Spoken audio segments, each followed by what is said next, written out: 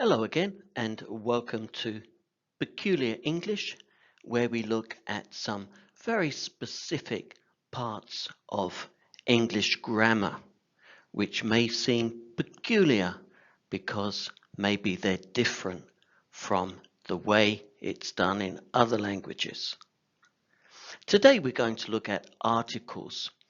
Articles are words like the, and an. They're very common, but they can be a little peculiar. Here are some examples. When we talk about uncountable nouns with a general meaning, we don't use articles. It's just inflation, motivation, life expectancy. Inflation is high. There is a lot of inflation. We don't use the. And with singular nouns, we need to decide whether the information is new or old. If it's new information, it has a or an. Here's an example. Inflation is not a problem in itself. But here's an example of something similar following this sentence, which now introduces older information. We've already said.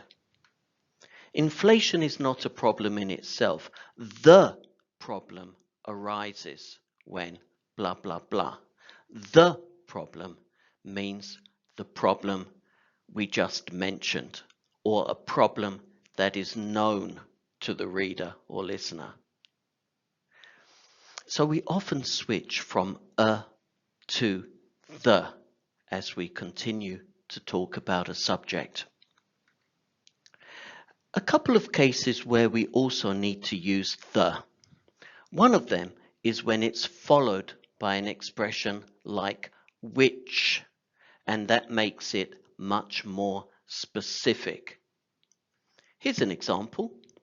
Inflation is not a problem in itself, but the inflation which followed the First World War. In this case, the inflation means a particular example of inflation, not inflation in general. And a similar case is in phrases like the something of something, which also make it specific. Inflation is rising, which affects the cost of living.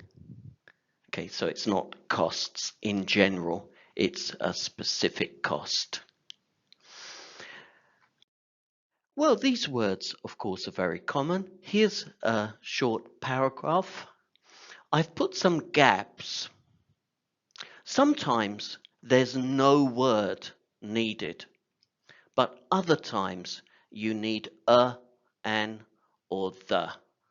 So I suggest you pause the video and have a look, and I'll come back and go through the answers. Well, okay, let's go through those. Reflective writing is an important life skill. No word needed, because reflective writing still has a general meaning.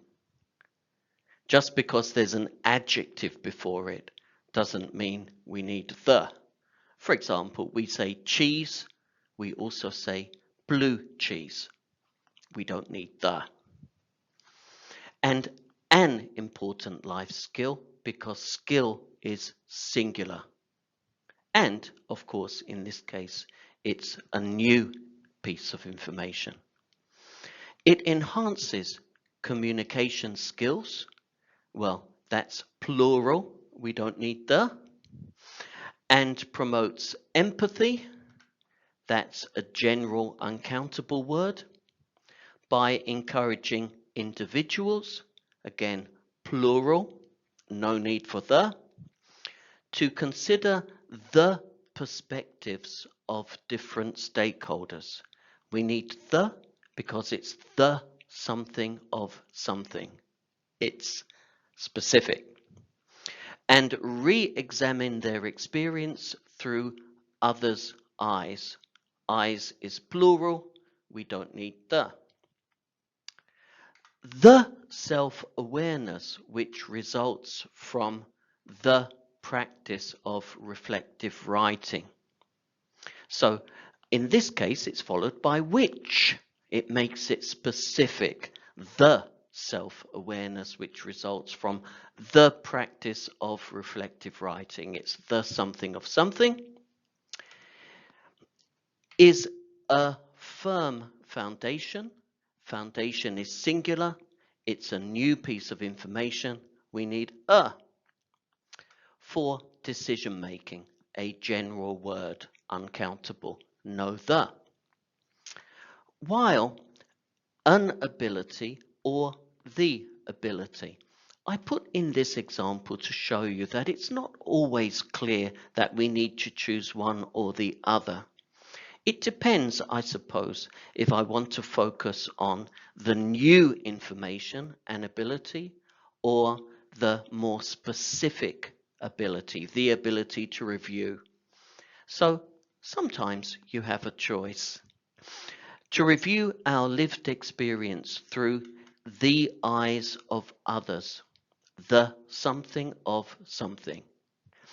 It's interesting, I think, to compare the earlier one where I wrote through others' eyes. You see, it's basically the same meaning, but the grammar is different because in this case it's the something of something, so it needs the. A powerful stimulus, so again stimulus is singular. Empathy is a general uncountable word. Well, that's just a quick review. You may want to look further into this important and peculiar subject, maybe, of articles in English, but you can see how common they are, so it's going to be very useful for you to get this grammar right.